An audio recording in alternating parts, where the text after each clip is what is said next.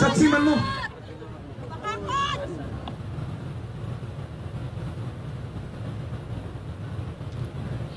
Naliman ka na, mo na ibuhabi.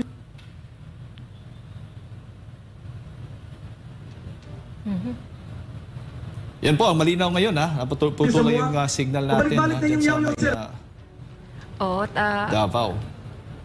Yung ang malinaw po dito, Doc at Sir Ibi at Ina, nasa labas pa rin yung mga missionary workers. Ayaw papasukin ng mga kapulisang nagsiserve nitong arrest warrant.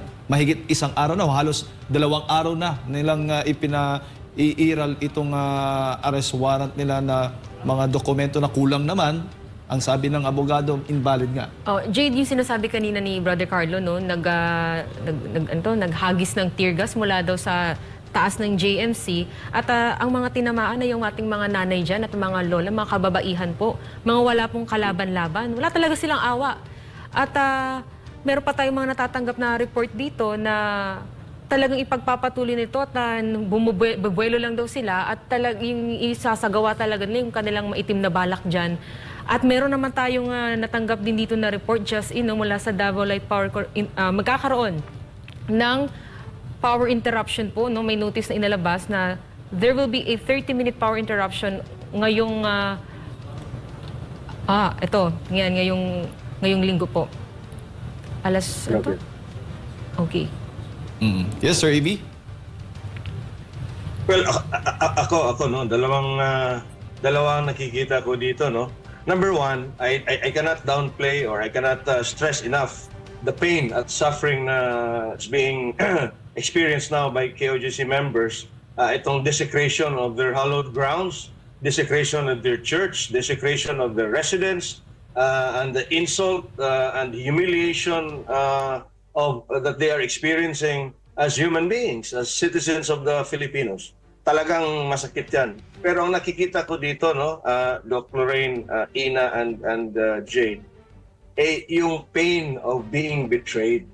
The betrayal of Bongbong Marcos. Bongbong Marcos, no, kung hindi siya kinampanya ng mga Duterte, kung hindi nakiusap si BP Sara na suportahan ang kandidatura ni BBM, wala siya dyan sa Malacanang ngayon.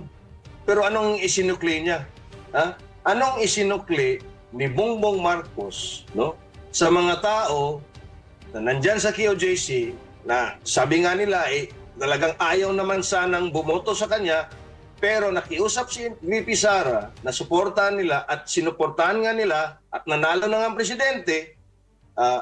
So the betrayal, yun ang mas masakit. The feeling of being betrayed. And I think the statement of Inday Sara kanina spells that feeling of guilt and betrayal. The last paragraph of that statement, talagang you can really feel BP Sara's pain, empathizing with the members of QJC. No? So talagang masakit. Masakit tingnan, masakit isipin, at this is the most painful experience, no, I think any man can endure in his lifetime. One of the probably.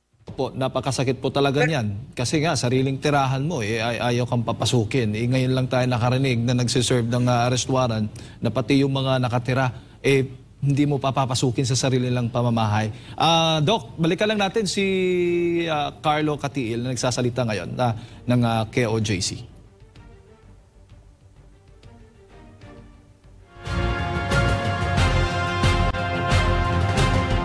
Sana si Carlo? Ayan. Medyo mahina talaga yung signal natin dyan sa Davao City. Sige, Doc, yung reaction mo muna. Doc Lorraine.